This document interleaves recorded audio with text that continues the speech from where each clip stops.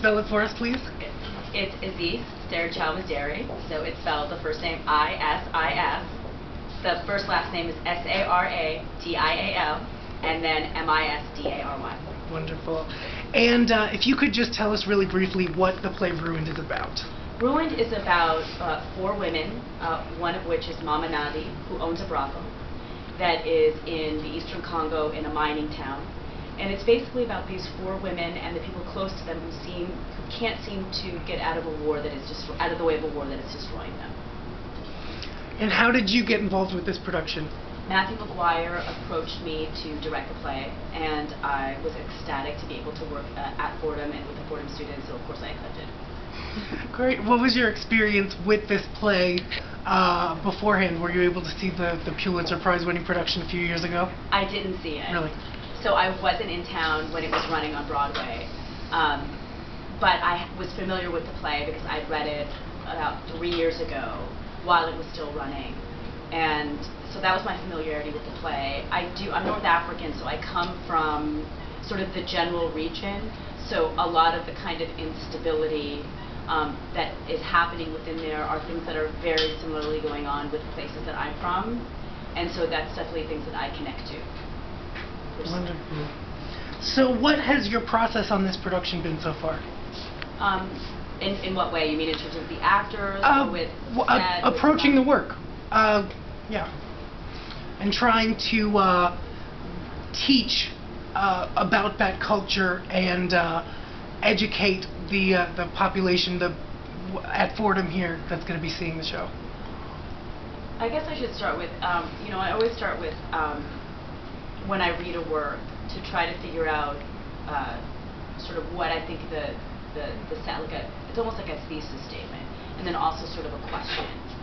And for me, it's sort of like the statement is always like, what's the play about? It's about these 4 women, people close to them who can't get out of the way of war that seems to be destroying them.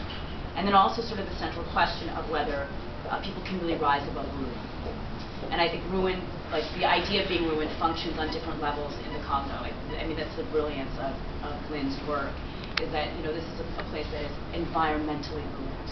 And because of how the environment is being ravaged for its resources by international conglomerates, independent merchants, that it's causing a ruining of a society, of the infrastructure. And that, in turn, is ruining the women of this society. And so those were the sort of things that I initially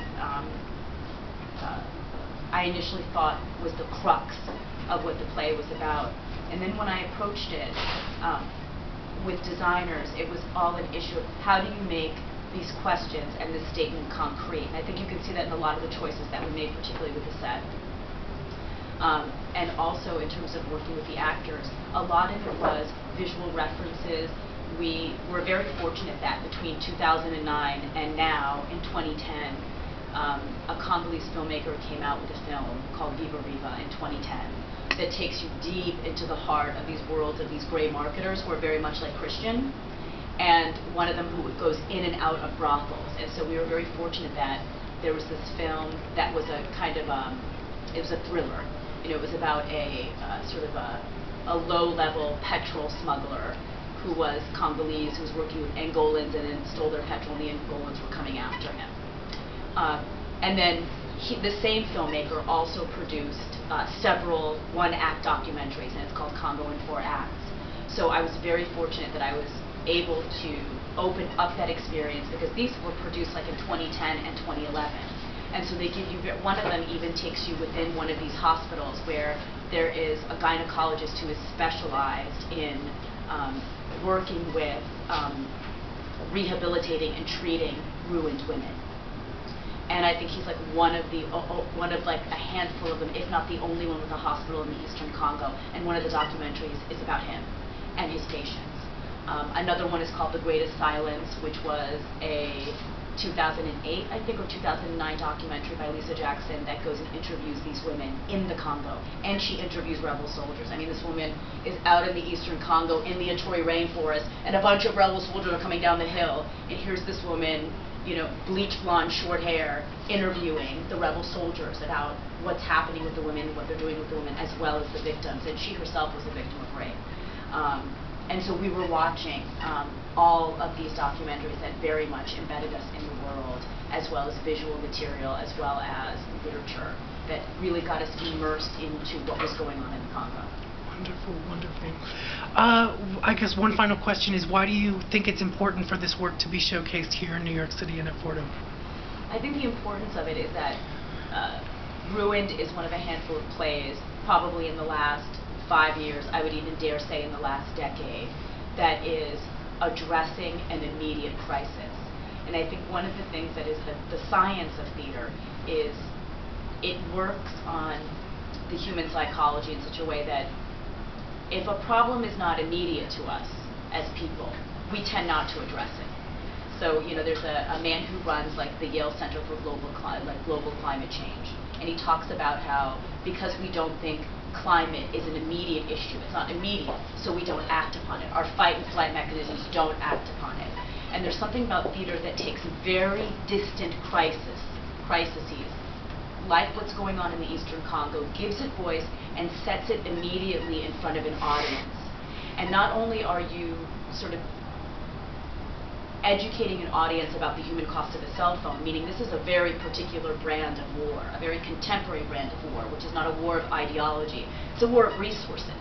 It's a war over coltan mines, over tin mines. And coltan, 65% of the coltan is in the Congo, and coltan is what we use in our smartphones. Our smartphones would not be able to operate without them. And so we're funding, unknowingly, unwittingly, we're funding a war that's going on because a lot of these rebel soldiers, even the government militias, they're fighting and battling over ownership of these mines so that they're able to sell the tin and the coltan to international conglomerates or independent merchants. And so it's not only sort of, and then with that knowledge, with that awareness comes a social responsibility with the audience. But in essence, the importance of Lynn's work is that she's taking something that's very distant, making it very immediate. And I think that's the science of theater, is to make these things immediate with the hopes that we act. Wonderful. Oh my gosh, thank you so much. Thank you. Is there anything else that you want to add?